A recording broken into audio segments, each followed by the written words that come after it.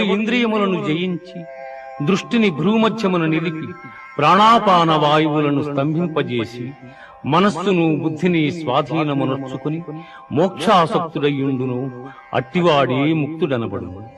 భోక్తారం యజ్ఞతపసాం సర్వలోకమహేశ్వరం సుహృదం సర్వభూతానాం జ్ఞాత్వా మాం శాంతిమృచ్యతే.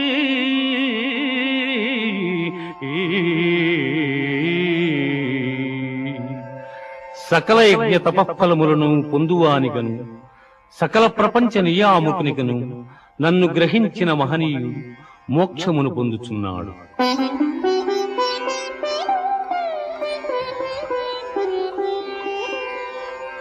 యం సన్యాస ఇతి ప్రాహుః